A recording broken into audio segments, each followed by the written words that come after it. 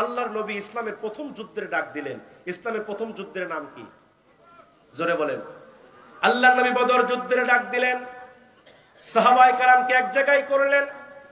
আমার নবীজি সাহাবায়ে কেরামকে এক জায়গায় করার পরে বিশ্ব নবী দেখতে পেলেন বদর যুদ্ধে মাত্র 313 জন মুজাহিদ দাঁড়িয়ে গেছে, আর পক্ষান্তরে কাফেরদের সংখ্যা হলো 1000। মুসলমানদের সৈন্য সংখ্যা কম। বিশ্ব নবীর সৈন্য সংখ্যা যখন কম হলো, এবার বিশ্ব নবীর কাছে ছোট্ট ছোট্ট দুইটা বাচ্চা চলে আসলেন। একজনের নাম ছিল মুআজ, আরেকজনের নাম ছিল মাআস। এরা সম্পর্কে আপন দুই ভাই হয়। এই দুই ভাই বিশ্ব নবীর দরবারে চলে আসলেন।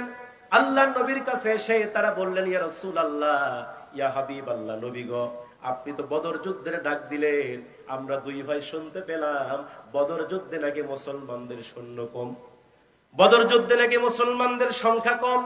ও নবী, আপনি যদি অনুমতি দেন, আমরা দুই ভাই এই মুহূর্তে বদর যুদ্ধে অংশগ্রহণ করতে চাই। এই কথা যখন দুই ভাই বললেন, ভাইয়ের আমার, ছোট ভাই 9 বছর বয়স, বড় ভাইয়ের বয়স 11 বছর, তাফসীরের মধ্যে পাওয়া যায়। এবার দুই ভাই যখন বলা বলি করলো, নবী, আমরা যুদ্ধের ময়দানে অংশগ্রহণ করতে চাই, আমরা বদরের প্রান্তরে যেতে চাই। নবী আমার ডাক দিয়ে বলছেন, না না, তোমরা তো যুদ্ধ করতে পারবা না, কারণ যুদ্ধ করতে গেলে শরীরে শক্তি লাগে, যুদ্ধ করতে গেলে অস্ত্র চালাতে হয়, যুদ্ধ করতে গেলে হেলমেট পরতে হয়, যুদ্ধ করতে গেলে ঘোড়ায় উঠে সওয়ার করে কাফেরদেরকে মারতে হয়। কিন্তু তোমরা ছোট বাচ্চা, তোমরা তো যুদ্ধ করতে পারবা না, তোমাদের বাহুতে শক্তি নেই, তোমরা তো ছোট মানুষ, তোমরা যুদ্ধে যেতে পারবে না, তোমরা বাড়িতে চলে যাও। এই কথা যখন বিশ্ব নবী তাদেরকে বললেন, বড় ভাই তখন ডাক দিয়ে বললেন, ইয়া রাসূলুল্লাহ, ইয়া হাবিবাল্লাহ, নবী গো, আমি বয়সে বড়, আমার শক্তিও বেশি, আমার শক্তি আমার ছোট ভাইয়ের চাইতে আমার শক্তি বেশি, আমি বয়সে তার চাইতে বড়, আপনি আমার এই যুদ্ধের জন্য অনুমতি দিয়ে দেন, আমার এই যুদ্ধের জন্য পারমিশন দিয়ে দেন। বড় ভাই যখন এই কথা বললেন, ছোট ভাই তখন ডাকতে বলছেন, ইয়া রাসূলুল্লাহ, ইয়া হাবিবাল্লাহ, নবী গো, ও বয়সে বড় হলে কি হবে, ওর চাইতে আমার শক্তি কোন অংশে কম না। আল্লাহু আকবার বলে, ও নবী, ও বয়সে বড় হলে কি হবে, ওর চাইতে আমার শক্তি কোন অংশে কম নাই, আপনি আমার যুদ্ধের অনুমতি দেন। সুবহানাল্লাহ বলবেন না? দুই ভাই যখন এরকম বলা বলি শুরু করে দিল, দুই ভাই যখন বদর যুদ্ধের ময়দানে যেতে চায়, বড় ভাই বলে আমারে অনুমতি দেন, ছোট ভাই বলে আমারে অনুমতি দেন। দুই ভাই যখন এই কথা যখন বলতেছিল, আল্লাহর নবী তাদের ঈমান দেখে খুশি হয়ে গেল। আল্লাহু আকবার। আল্লাহর নবী তাদের ঈমানের তামান্না দেখে, তাদের কলিজার ভিতরে জিহাদের তামান্না দেখে আল্লাহর নবী তাদের উপর খুশি হয়ে গেল। নবীজি মনে মনে চিন্তা করলেন, তাহলে এই দুই ভাইরে এবার আমি একটু পরীক্ষা করব, তাদের ঈমানটা আরো কত তীব্র, আমি একটু যাচাই করে তাদের ঈমানটা দেখব। নবী এবার মুহূর্তের মধ্যে বললেন, দুই ভাই তোমরা মুআজ আর মাআস, তোমরা তো দুই ভাই যুদ্ধের ময়দানে যেতে চাও, কিন্তু আমি রাসূল একজনকে যুদ্ধের অনুমতি দেব। যেই ভাই তোমরা দুই ভাই এই মুহূর্তে মারামারি লাগো, দুই ভাই আমার সামনে কুস্তি লাগো, দুই ভাই আমার সঙ্গে লড়াই করো, যেই ভাই কুস্তিতে জিতে যাবে, যেই ভাই মারামারিতে জিতে যাবে, আমি রাসূল তারে যুদ্ধের জন্য অনুমতি দিয়ে দিব। আল্লাহু আকবার বলে নবী আমার এই কথা বলে দিলেন।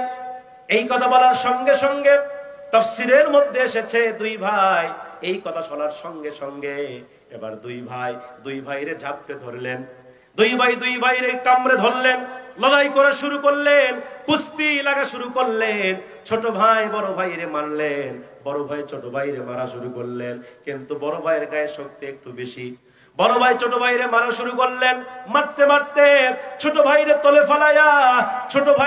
ফালাইয়া বড় ভাই ছোট ভাইয়ের বুকের উপর বসে গেছে।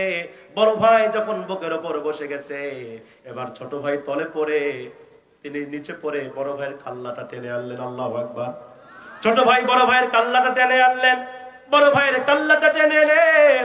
এবার ছোট ভাই বড় ভাইয়ের কানের সামনে তার মুখটা লাগায়া ফিস ফিস করে ডাকদা বলছেন, বড় ভাই রে, আমরা তো একসঙ্গে খাবার খেয়েছি, বড় ভাইরা আমরা তো একসঙ্গে নামাজ আদায় করেছি, বড় ভাই আমরা একসঙ্গে তো বিশ্বনবীর দরবারে এসেছি, আমরা একসঙ্গে তো গোসল করেছি, বড় ভাই আমরা দুনিয়াতে যা করি দুই ভাই একসঙ্গে করি, কিন্তু তুমি আমারে তলে ফালাইয়া তুমি কি একাই যুদ্ধের ময়দানে গিয়া শাহাদাত বরণ করে আল্লাহর জান্নাতে আগে যাবা নাকি? ও বড় ভাই তুমি তোমার শক্তিটাকে হালকা করে দাও, তুমি তোমার শক্তিটাকে দুর্বল করে দাও। আমি তোমার বুকের উপরে উঠে এই মুহূর্তে বিশ্বনবীকে প্রমাণ করে দিতে চাই আমিও তোমার চাইতে শক্তিতে কম নয়। আল্লাহু আকবার বলেন। দেখেন ছোট্ট দুইটা বাচ্চা বদর যুদ্ধের ময়দানে যাবে, সেই বদর যুদ্ধের কথা আল্লাহ পাক বলছেন। বদর যুদ্ধে বিশ্বনবীর 313 জন সাহাবী প্রস্তুতি গ্রহণ করলেন। 313 জন সাহাবী যুদ্ধের ময়দানে এক জায়গায় হয়ে গেল, যুদ্ধ শুরু হয়ে গেল। এবার বিশ্বনবীর সাহাবীরা তিনটা দলে বিভক্ত হয়ে গেল। বিশ্বনবীর সাহাবীরা তিনটা দলে বিভক্ত হয়ে গেলেন। একদল সৈনিকেরা বদর যুদ্ধের ময়দানে কাফেরদেরকে মারতে মারতে হটিয়ে ফেললেন, আরেক দলের সৈনিকেরা সেই সুযোগে গনিমতের মাল সংগ্রহ করতে লাগলো, গনিমতের মাল ব্যাগে ভরাতে লাগলো। তৃতীয় নম্বর যেই সৈনিকেরা ছিল তারা সেই সময়ে বিশ্বনবীর চতুর্পার্শ্বে দাঁড়িয়ে কাফেরদের হাত থেকে আল্লাহর নবীকে রক্ষা করলো। সুবহানাল্লাহ। যুদ্ধ সমাপ্ত হয়ে গেল, যুদ্ধ শেষ হয়ে গেল। আল্লাহ পাক এই বদর যুদ্ধে মুসলমানদেরকে বিজয় দিলেন। আল্লাহ পাক সেই কথাটিও বলছেন কোরআনে, ওয়ালাকাদ নাসারাকুমুল্লাহু বিবাদরিন ওয়া আনতুম আযিল্লা। আল্লাহু আকবার বলেন। আল্লাহ বলছেন আমি বদর যুদ্ধের ময়দানে মুসলমানদেরকে ফেরেশতার মাধ্যমে আমি আল্লাহ পাক সাহায্য করেছি, আর আমি আল্লাহ সাহায্য করার কারণে আমি আল্লাহ পাক মুসলমানদেরকে বদর যুদ্ধে বিজয় অর্জন করে দিয়েছি। মুসলমান ভাইরা আমার গভীর মনোযোগ দিয়ে শুনবেন, আলোচনা বোঝার চেষ্টা করবেন। যুদ্ধ সমাপ্ত হয়ে গেল, আল্লাহ পাক মুসলমানদেরকে বিজয় দিলেন। যুদ্ধ শেষ হবার পরে যেই সকল সাহাবীরা গনিমতের মাল সংগ্রহ করেছিল, যেই সকল সাহাবীরা গনিমতের মাল ব্যাগে ভরিয়েছিল, এই সকল সৈনিকেরা বলল এই গনিমতের মাল আমাদের, কারণ এই গনিমতের মাল আমরাই সংগ্রহ করেছি, সুতরাং এই গনিমতের মাল আমাদের। এই কথা যখন তারা বলল, এবার যে সকল সৈনিকেরা যেই সকল সাহাবীরা কাফেরদেরকে মারতে মারতে হটিয়ে ফেলেছিল তারা ডাক দিয়ে বলছেন, না না, এই গনিমতের মাল শুধু তোমাদের নয়, এই গনিমতের মালে আমাদের একটা ভাগ আছে। কারণ আমরা যুদ্ধের ময়দানে আমরা কাফেরদেরকে মেরেছি, কাফেরদেরকে মারতে মারতে হটিয়ে ফেলেছি, আর আমরা যদি কাফেরদেরকে না মারতাম তোমরা এই গনিমতের মাল সংগ্রহ করতে পারতে না। সুতরাং আমরা তোমাদের সুযোগ করে দিয়েছি, এই গনিমতের মাল সংগ্রহ করার সুযোগ তোমাদেরকে করে দিয়েছি, সুতরাং এই গনিমতের মালে আমাদের একটা ভাগ আছে।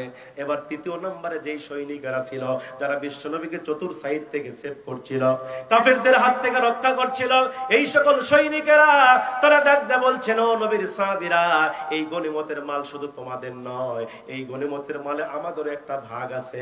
কারণ আমরা যুদ্ধের সবচাইতে বড় দায়িত্ব, যুদ্ধের সবচাইতে প্রধানতম দায়িত্ব হলো কাফেরদের হাত থেকে নবীকে সেভ করা, আর এই বড় দায়িত্ব আমরা পালন করেছি, সুতরাং এই গনিমতের মালে আমাদেরও একটা ভাগ আছে। আল্লাহু আকবার বলেন। তাহলে যুদ্ধের পরে তিন দলের সৈনিকদের তিন রকম মত যখন সৃষ্টি হলো, তিন রকম মতানৈক্য সৃষ্টি হয়ে গেল, এবার তারা এক পর্যায়ে এরকম বলতে বলতে তারা একটু বিশৃঙ্খলার পর্যায়ে চলে গেল। সর্বশেষ সাহাবীরা বললেন, না, আমাদের মাঝে এই গনিমতের মাল নিয়ে বিশৃঙ্খলা করা যাবে না, চলো আমরা নবীজির কাছে যাই। আল্লাহু আকবার বলেন। চলো আমরা নবীজির কাছে যাই, নবীজিকে গিয়ে প্রশ্ন করি এই গনিমতের মাল আসলে কাদের। আল্লাহু আকবার বলেন। এবার তিন দলের সৈনিকেরা তারা চলে গেল বিশ্বনবীর কাছে, আল্লাহ নবীর কাছে গেলেন, গিয়ে রাসূলকে প্রশ্ন করলেন। সেই কথাটি আল্লাহ পাক সূরা আনফালের 1 নম্বর আয়াতে বলছেন। আল্লাহু আকবার বলেন। আল্লাহ পাক আয়াত নাযিল করে নবীকে জানিয়ে দিলেন, ইয়াসআলুনাকা আনিল আনফাল, ইয়াসআলুনাকা, হে নবী, আপনাকে তারা জিজ্ঞাসা করবে, ওই সাহাবীরা আপনাকে যে প্রশ্ন করবে, জিজ্ঞাসা করবে, কি জিজ্ঞাসা করবে? আনিল আনফাল, এই গনিমতের মাল সম্পর্কে। সুবহানাল্লাহ। এখন বলবেন, হুজুর গনিমতের মাল আবার কাকে বলে? গনিমতটা আসলে কি? গনিমতটা হচ্ছে আরবিতে বলে আনফাল, বাংলাতে গনিমত। গনিমত হচ্ছে যুদ্ধলব্ধ ধন। আল্লাহু আকবার বলেন। যুদ্ধলব্ধ ধন হলো মুসলমান কাফেরদের সঙ্গে লড়াই করার পরে, কাফেরদের সঙ্গে লড়াই করে বিজয় অর্জন করার পরে কাফেরদের যে অস্ত্র শস্ত্র, যে মালামাল গুলো, এগুলো যে মুসলমানরা অর্জন করে, এগুলাকে বলা হয় গনিমত। আল্লাহু আকবার বলেন। এবার সাহাবীরা রাসূলকে গিয়ে প্রশ্ন করছে, রাসূলুল্লাহ, এই যে গনিমতের মাল আমরা সংগ্রহ করছি, একদল সৈনিকেরা আমরা কাফিরদেরকে মারতে মারতে হটিয়ে ফেলেছি, আরেক দল সৈনিকেরা গনিমতের মাল সংগ্রহ করেছে, আরেক দল সৈনিক আমরা আপনাকে সেভ করেছি, কাফিরদের হাত থেকে রক্ষা করেছি, এবার আপনি বলেন এই গনিমতের মাল কাদের? আল্লাহ পাক নবীকে শিখাইয়া দিচ্ছে, নবী আপনি বলে দেন তাদেরকে, কুল কুলিল আনফালু লিল্লাহি ওয়া রাসূল, নবী আপনি তাদেরকে বলে দেন এই গনিমতের মাল হলো আল্লাহ এবং তার রাসূলের জন্য। সুবহানাল্লাহ বলে। এই কথা নবী যখন বলছে সাহাবীদের মুখ কালো হয়ে গেছে, কারণ তারা এই মালের জন্য তো নবীদের কাছে আসছে যে কে কতটুকু ভাগ পাবে, কিন্তু আল্লাহ রাসূল তাদেরকে কি বললেন, এই গনিমতের মাল কার জন্য? আল্লাহ এবং তার মুফাসসিরিনে কেরাম ব্যাখ্যা করেছেন যে আল্লাহ রাসূল যেভাবে বন্টন করবেন, যেভাবে তোমাদের মাঝে বন্টন নীতি তোমাদেরকে করে দিবেন, ওইভাবেই তোমাদেরকে মেনে নিতে হবে, এটাই হলো রাসূলের জন্য। আল্লাহু আকবার বলেন। এরপরে নবীজি তাদেরকে শিখিয়ে দিচ্ছেন, ফাত্তাকুল্লাহা, ও আমার সাহাবীরা, তোমরা আল্লাহকে ভয় করো।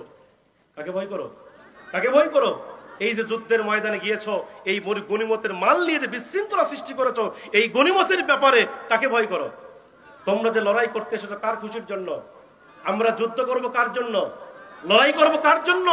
আল্লাহ পাক নবীকে শিখিয়ে দিয়েছেন, নবী কুলিন্না সলাতি ওয়া নুসুকি ওয়া মাহইয়ায়া ওয়া মামাতি লিল্লাহি রাব্বিল আলামিন, নবীকে আল্লাহ শিখিয়েছেন, নবী আপনি বলেন নিশ্চয় আমার নামাজ, আমার কুরবানি, আমার বেঁচে থাকা, আমার মরে যাওয়া একমাত্র কার জন্য? কার জন্য? আমাদের প্রত্যেকটা কাজ হবে আল্লাহর জন্য। আমরা যে ওয়াজ করছি এটা কার জন্য? আপনি ওয়াজ শুনছেন কার জন্য? নামাজ পড়েন কার জন্য? কিন্তু আমার দেশে এমনও নামাজি আছে, নামাজ পড়ে ঠিক আছে, কিন্তু আল্লাহর জন্য পড়ে না, সামনে নির্বাচন এজন্য নামাজ ধরে। হ্যাঁ, যখন আছে না নাই? আমার দেশে আমরা দেখেছি 16 বছর ধরে, এই 17 বছর ধরে আমরা দেখেছি আমার দেশে কি কোনো সমস্যা? আমার দেশের এই নেতারা 16 বছর ধরে আমরা দেখেছি এক ওয়াক্ত নামাজ এরা পড়ে না, কিন্তু যখন দেখবেন সামনে ভোট আসে, নির্বাচন আসে, তখন দেখবেন এই নেতা সাহেবরা নামাজ ছাড়ে না। যখন আছে না নাই? নেতা সাহেবের মাথায় কোনোদিন টুপি দেখি নাই, কিন্তু সামনে ভোট, নেতা সাহেব মাথার মধ্যে একটা টুপি লাগায়। আছে না নাই? হয়তো চাপাই নবাবগঞ্জে, আমার বগুড়াতে আছে, মাথার মধ্যে একটা টুপি লাগায়, বাজার থেকে নতুন পাঞ্জাবি, সাদা পাঞ্জাবি কিনে, আবার মাঝে মাঝে তসবি টিপে, মনে হচ্ছে জিবরাইলের খালাতো ভাই। এই কথা কখনো না, এরকম নেতা আছে না নাই? এক ওয়াক্ত নামাজ পড়ে না, কিন্তু নির্বাচন আসলে এক আসরের নামাজ 4 বার পর্যন্ত পড়ে। কেমনে 4 বার পড়ে? আসরের সময় হয়ে গেছে, নেতা সাহেব চলে গেছে বাজারে ভোট চাওয়ার জন্য, গিয়ে দেখে আসরের আজান হয়ে গেছে, লোকজন বাজারে বসে আছে, নেতা সাহেব ডাকদা বলছেন, ভাইরা আমার, আপনারা কি আসরের নামাজ পড়েছেন? বলতেছে না, এখনো পড়ি নাই। বলে কি করতেছেন এখানে বসে বসে? কি করতেছেন এখানে? আসেন, নামাজের সময় হয়ে গেছে, আমরা জামাতে নামাজ পড়ি। নেতা সাহেব জীবনে মসজিদে যায় না, কিন্তু ভোটের আগে লোকদেরকে টেনে নিয়ে গেছে মসজিদের ভিতরে। কথা বল না? আসরের নামাজ পড়ছে নেতা সাহেব, নামাজ শেষ করার পরে নেতা সাহেব ভোট চাইলেন লোকদের কাছে, ভোট চাওয়া শেষ, সামনে কিছু দূর গিয়ে দেখে আরেকটা বাজার, কিছু লোকজন বসে আছে, নেতা সাহেব ডাকদা বলছেন, ভাইরা আমার, আপনারা কি আসরের নামাজ পড়েছেন? বলে এখনো পড়ি নাই। বলে কি করতেছেন এখানে? কি করতেছেন বসে বসে? এখনো নামাজ পড়েন নাই? আসেন আমরা জামাতের সাথে নামাজ পড়ি। নেতা সাহেব ওখানে গিয়ে দ্বিতীয় জামাত করছে। এই কথা বলেন না কেন? এইভাবে এক এক করে আমার দেশের নেতারা নির্বাচনের আগে 4 বার পর্যন্ত আসেন নামাজ পড়ে। কথা কোন ঠিক কিনা? দেখবেন এই সকল নেতারা এই 16 বছর ধরে এই জাতিকে বোকা মেরে ধোঁকা দিয়েছে। এই জাতির সামনে দাঁড়িয়ে নামাজ পড়তে হাতের মধ্যে নিয়ে এই জাতির সামনে বলেছে, ভাইরা আমার, বোনেরা আমার, যদি আপনারা আমাকে নির্বাচিত করতে পারেন, আপনারা জয়যুক্ত করতে পারেন, আপনাদের এইটা করে দিব, আপনাদের সেইটা করে দিব, প্রয়োজন আপনাদের সব দিব রড দিয়া। কি দিয়া? রড বাঁশ রড দিয়ে দিব। কিন্তু নেতা সাহেব ওই নির্বাচিত হওয়ার পরে ওই আর জনগণকে রড দেয় না, ওইখানে আকালা বাঁশ দেয়। কথা কোন আছে না? আপনারাও তো হুজুগে বাঙালি, এই পার্টি নেতার পিছনে 1 কাপ চা খাওয়ার লোভে হাইরে স্লোগান। হয়তো চাপাই নবাবগঞ্জে, আমার বগুড়াতে দেখছি কি স্লোগান, 1 কাপ চা খাওয়ার লোভে। বলছে আমার নেতার চরিত্র ফুলের মতো পবিত্র, নামাজ পড়ে না 1 ওয়াক্ত, গান্দা খায় 4 ওয়াক্ত। কথা বলেন আছে না নাই? এই জন্য আপনাদেরকে সিদ্ধান্ত নিতে হবে, এই সকল বাতিল নেতাকে তালাক দিয়ে কোরআনের নেতা, ইসলামের নেতা, কোরআনের সুশাসন এই দেশে প্রতিষ্ঠা করতে হবে। কথা বলেন ঠিক কিনা? আমরা এই দেশের ভিতরে বহু বছর ধরে বাবুর শাসন দেখেছি, ভাবির শাসন দেখেছি, দাদার আইন দেখেছি, বাবার আইন দেখেছি, স্বামীর আইন দেখেছি। একটা বারের জন্য আল্লাহর কোরআন দেখতে চাই। আপনারা কি চান? হাত তুলে আল্লাহকে দেখায় দেন।